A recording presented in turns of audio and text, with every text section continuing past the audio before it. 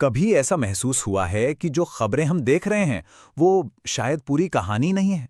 आखिर खबरों को कंट्रोल करता कौन है? आज के इस दौर में ये सवाल पहले से कहीं ज्यादा जरूरी हो गया है। तो चलिए आज इसी उलझी हुई व्यवस्था की परतें खोलते हैं। देखिए, हम सब तो यही मानकर चलते हैं कि मीडिया आजाद है, न्यूट्रल है और सच का पहरेदार है। आखिर इसे लोकतंत्र का चौथा स्तंभ यूं ही तो नहीं कहते। लेकिन क्या ये तस्वीर उतनी ही साफ है जितनी हमें दिखाई जाती है? असली सवाल तो ये है कि पर्दे के पीछे कौन है? कौन है जो ये तय करता है कि हमें क्या देखना चाहिए, क्या सुनना चाहिए और सबसे जरूरी क्या नहीं जानना चाहिए? तो हमारा पहला सेक्शन है खबरों का सच, एक शक्ति प्रणाली। सच तो ये है कि खबरें बनाना सिर्फ जानकारी पहुंचाना नहीं है।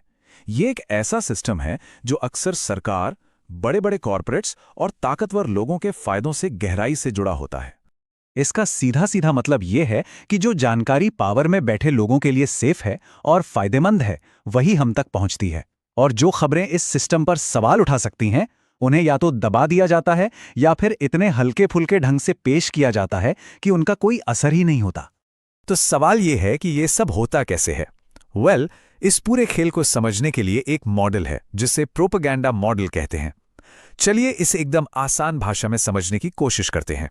ये मॉडल साफ साफ बताता है कि यहां कोई सीक्रेट साजिश नहीं चल रही है, बल्कि मार्केट का प्रेशर और पूरे सिस्टम का ढांचा ही कुछ ऐसा है कि खबरें अपने आप ताकतवर लोगों के हक में छनकर फिल्टर होकर हम तक पहुंचती हैं। ये सिस्टम का एक नेचुरल नतीजा है। और यहां एक बहुत ही दिलचस्प बात है, मीडिया हमेशा झूठ नहीं बोलता। जैसा कि स्लाइड पर लिखा है, मुद्दा यह है कि सच को इस तरह से चुना और तराशा जाता है कि उससे सत्ता को या पावर को कोई नुकसान न पहुंचे। तो ये फिल्टरिंग होती कैसे है? प्रोपेगेंडा मॉडल हमें 5 ऐसे फिल्टर्स के बारे में बताता है जो एक छलनी की तरह काम करते हैं और खबरों को हम तक पहुंचने से पहले ही छान देते हैं। जैसा कि हम देख सकते हैं, ये 5 फिल्टर हैं। पहला, मालिकाना हक। दूसरा, विज्ञापन। तीसरा, खबरों के सोर्स। चौथा, आलोचना का डर। और पांचवां, एक कॉमन दुश्मन बनाना। चलिए अब एक एक करके इन सबको जरा गहराई से समझते हैं। तो पहला फिल्टर है ओनरशिप, यानी मालिकाना हक। आज ज्यादातर बड़े मीडिया हाउस असल में बहुत बड़ी बड़ी कंपनियां हैं। इनके मालिक बहुत अमीर लोग होते हैं जिनके हित सरकार और दूसरे बड़े बिजनेस से जुड़े होते हैं। तो जाहिर है, जब खबरों की बात आती है तो उनके अपने फायदे और मुनाफे का ध्यान सबसे पहले रखा जाता है। दूसरा फिल्टर है विज्ञापन, और ये शायद सबसे ताकतवर फिल्टर है। मीडिया की कमाई का सबसे बड़ा जरिया एडवर्टाइजिंग है।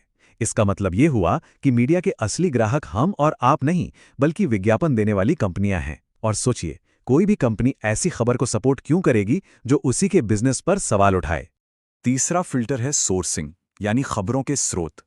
मीडिया के पास हर जगह रिपोर्टर भेजने के लिए ना तो इतना पैसा होता है, ना ही वक्त। इसलिए वो आसानी से मिलने वाली जानकारी पर निर्भर रहता है, जैसे सरकारी प्रेस रिलीज, कॉरपोरेट के प्रवक्ता और पहले से तैयार इंटरव्यूज। नतीजा, जो आवाजें सत्ता के खिलाफ हैं वो खबरों से बाहर ही रह जाती हैं। चौथा फिल्टर है फ्लैग, यानी नेगेटिव रिएक्शन का डर। जरा सोचिए, अगर कोई चैनल किसी ताकतवर नेता या कंपनी के खिलाफ कुछ दिखाता है तो उस पर चारों तरफ से हमला होता है। फोन कॉल्स, शिकायतें, कोर्ट केस और सोशल मीडिया पर बॉयकॉट कैंपेन। इसी डर की वजह से ज्यादातर मीडिया अपनी हद में रहना ही ठीक समझता है। और आखिरी, पांचवां फिल्टर है एक कॉमन दुश्मन बनाना। जनता का ध्यान भटकाने का सबसे आसान तरीका है उन्हें एक दुश्मन का डर दिखाना, चाहे वो आतंकवाद हो, कोई पड़ोसी देश हो या फिर कोई खास समुदाय। इस डर के माहौल में जो भी सरकार से सवाल पूछता है उसे फौरन देशद्रोही या दुश्मन का एजेंट बना दिया जाता है।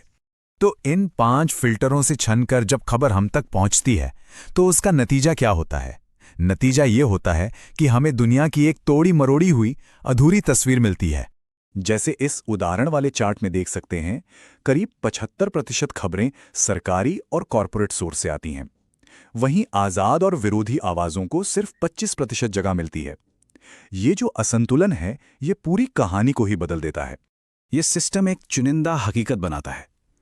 किसी एक मुद्दे पर दिन रात बहस और हंगामा होता है, जबकि बेरोजगारी या महंगाई जैसे जरूरी मुद्दों पर गहरी खामोशी छाई रहती है। इसका सबसे दर्दनाक उदाहरण हमें पीड़ितों के कवरेज में देखने को मिलता है। जो पीड़ित सरकार या सत्ता की कहानी में फिट बैठते हैं, उनके आंसू, उनकी कहानियां, उनका दर्द बार बार दिखाया जाता है। लेकिन जो पीड़ित सत्ता पर सवाल खड़े करते हैं, या तो खबरों से गायब हो जाते हैं या फिर बस एक आंकड़ा बनकर रह जाते हैं। तो सवाल ये उठता है कि अगर हम सब इस फ्रेम में कैद हैं, तो क्या इससे बाहर निकलने का कोई रास्ता है? क्या इस चक्र को तोड़ा जा सकता है? इस पूरी चर्चा से एक बात तो साफ है, मीडिया सिर्फ जानकारी नहीं देता। ये हमारी सोच को एक खास दिशा में ढालने वाला सिस्टम है। ये बाजार के दबाव और खुद पर लगाई गई पाबंदियों से चलता है। बहस तो होती है, लेकिन सिर्फ उन मुद्दों पर जिनसे ताकतवर लोगों को कोई खतरा न हो। इस व्यवस्था में कोई भी बदलाव ऊपर से नहीं आएगा। बदलाव तभी मुमकिन है जब आम लोग संगठित हों, सवाल पूछें और जमीनी स्तर पर जागरूकता फैलाकर एक दबाव बनाएं। और आखिर में ये सवाल हमारे सामने खड़ा है, अगर मेनस्ट्रीम मीडिया का काम ताकतवर लोगों के लिए जनता की सोच को मैनेज करना है, तो फिर हम सबको असली और पूरी तस्वीर दिखाएगा कौन? इसका जवाब शायद हम सबको मिलकर ही खोजना होगा।